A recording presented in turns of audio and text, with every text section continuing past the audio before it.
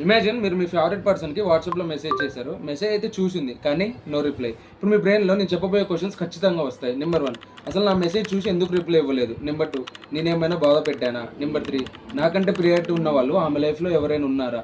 Number 4, అసలు నేను ఇప్పుడు ఏం చేయాలి? ఇలా చాలా క్వశ్చన్స్ మన బ్రెయిన్లో వస్తుంటాయి. కానీ రియాలిటీలో అవి ఆన్సర్స్ అస్సలు కానే కావు. ఆన్సర్స్ ఏమై ఉంటాయంటే సింపుల్గా ఆమె ఆ టైంలో ఏదైనా బిజీగా ఉండొచ్చు, లేదా ఏదైనా ఇంపార్టెంట్ మీటింగ్లో ఉండొచ్చు. కానీ మన బ్రెయిన్లో అలాంటి నెగిటివ్ క్వశ్చన్స్ ఎందుకు వస్తున్నాయి? దీని గురించి మీరు ఎప్పుడైనా ఆలోచించారా? దీని వెనుక చాలా పెద్ద రీజన్ ఉంది. అది తెలవాలంటే మనం కొన్ని వందల సంవత్సరాలు వెనక్కి వెళ్ళాలి. పూర్వం మన తాతలు ముత్తాతలు ఎక్కువ శాతం అడవిలోనే నివసించేవారు. వాళ్ళు ఏదైనా పనిచేస్తున్న సమయంలో చిన్న శబ్దం వినపడ్డా ఆ శబ్దం ఒక జంతువు చేసిందని భావించి వాళ్ళ ప్రాణాలు కాపాడుకోవడానికి ఆ ప్రదేశం నుంచి దూరంగా వెళ్ళిపోయేవారు. ఇక్కడ మనం ఒక విషయం జాగ్రత్తగా గమనిస్తే వాస్తవానికి ఆ శబ్దం ఒక జంతువు చేసినా చేయకపోయినా వాళ్ళ ప్రాణాలు కాపాడుకోవడానికి ఆ యొక్క సిచ్యువేషన్ ని ముందుగానే నెగిటివ్ గా ఆలోచించేవారు. దీన్ని ఇప్పుడు సింపుల్ గా ఓవర్ థింకింగ్ అని పిలుస్తున్నారు. ఓవర్ థింకింగ్ అంటే ఒక విషయం గురించి ముందుగానే నెగిటివ్ గా ఆలోచిస్తే దాన్నే ఓవర్ థింకింగ్ అంటారు. సో మనందరికీ మన యాన్సెస్టర్ నుంచే ఈ ఓవర్ థింకింగ్ అనే ప్రాబ్లం వచ్చింది.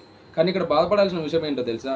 మన యాన్సెస్టర్స్ వాళ్ళ ప్రాణాలు కాపాడుకోవడానికి ఓవర్ థింకింగ్ చేస్తే మనం మాత్రం ఎవరి అటెన్షన్ రావట్లేదని, ఎవరో వాట్సాప్లో మెసేజ్ పెట్టి రిప్లై ఇవ్వట్లేదని, ఇన్స్టాగ్రామ్లో మెసేజ్ పెట్టి రిప్లై ఇవ్వట్లేదని, ఫేస్బుక్లో మెసేజ్ పెట్టి రిప్లై ఇవ్వట్లేదని మనం వీళ్ళ గురించి ఓవర్ థింకింగ్ చేస్తుంది. అయితే మీకు ఒక షాకింగ్ విషయం ఏంటో చెప్పనా? రీసెంట్గా సోషాలజిస్ట్ నోలెన్ ఓక్సామా ఓవర్ థింకింగ్ మీద ఒక స్టడీ కండక్ట్ చేశారు. దాంట్లో వచ్చిన రిజల్ట్ చూస్తే మీ అందరికీ మతిపోతుంది. అందులో 20 నుంచి 30 సంవత్సరాల ఏజ్ ఉన్న వాళ్ళ ఓవర్ థింకింగ్ పర్సెంటేజ్ ఎంతో తెలుసా? అక్షరాల 73%. అంటే ప్రతి 100 మందిలో 73 మంది వాళ్ళ లైఫ్లో ఓవర్ థింకింగ్ చేస్తున్నారు. అలాగే 42 నుంచి 55 ఏజ్ ఉన్న వాళ్ళ ఓవర్ థింకింగ్ పర్సెంటేజ్ ఎంతో తెలుసా? 52% ఉంటే 60 ఏళ్ళ పైబడిన వాళ్ళ ఓవర్ థింకింగ్ పర్సెంటేజ్ కేవలం 20% మాత్రమే ఉంది. మన యూత్లో ఓవర్ థింకింగ్ పర్సెంటేజ్ ఎందుకు అంత ఎక్కువగా ఉందో అని ఆలోచిస్తున్నారా? ఆ డౌట్ నాకు కూడా వచ్చింది. దీనికోసం నేను కొన్ని ఆర్టికల్స్ చదివితే నాకు 4 పవర్ఫుల్ రీజన్స్ దొరికాయి. Reason number 1, expectations. ఇమాజిన్ మీకు ఒక ఫ్రెండ్ పరిచయం అయింది అనుకోండి. కొన్ని రోజుల నుంచి మీరు బాగా మాట్లాడుకుంటున్నారు. కొన్ని రోజులు గడిచిన తర్వాత వాళ్ళ మీద మనకు ఎక్స్పెక్టేషన్ స్టార్ట్ అవుతాయి. సో ఎక్స్పెక్టేషన్స్ ఎప్పుడైతే మనకు మ్యాచ్ అవ్వవో అప్పుడు మనకు వచ్చే పెయిన్ ఎలా ఉంటుందో తెలుసా? మీలో ప్రతి ఒక్కళ్ళు ఆ పెయిన్ ఎలా ఉంటుందో ఎక్స్పీరియన్స్ చేసే ఉంటారు. మరి దీనికి సొల్యూషన్ ఏంటనే కదా మీ డౌట్. దీనికి ఆన్సర్ సింపుల్. మీకంటూ కొన్ని బౌండరీస్ని సెట్ చేసుకోండి.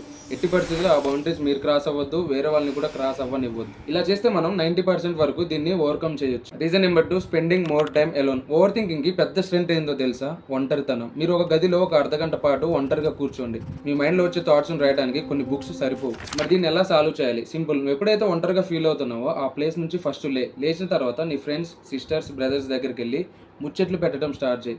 That's enough to avoid loneliness. That's bring me into the reason number 3, do not involving with nature. ఎప్పుడు phone, social media, work, studies ఇలా కంటిన్యూషన్ స్టిమ్యులేషన్లో ఉంటే మన బ్రెయిన్కి ప్రాపర్ బ్రేక్ దొరకదు. సో మైండ్ కామ్ అవ్వకుండా మన బ్రెయిన్లో మళ్ళీ థాట్స్ని ప్రాసెస్ చేస్తూ ఉంటుంది. అందుకే కొంచెం నేచర్లో టైం స్పెండ్ చేయడం, వాకింగ్ చేయడం, కామ్గా ఉన్న ఎన్విరాన్మెంట్లో ఉండటం ఇలా చేస్తే మన మైండ్ ఖచ్చితంగా రీసెట్ అవుతుంది. నా final reason, not having a clear plan for everyday. మనం ఒక రోజులో ఏం చేయాలో క్లారిటీ లేకపోతే ఆ రోజు మొత్తం మైండ్ మన యొక్క ఆలోచనలతో నింపేస్తుంది.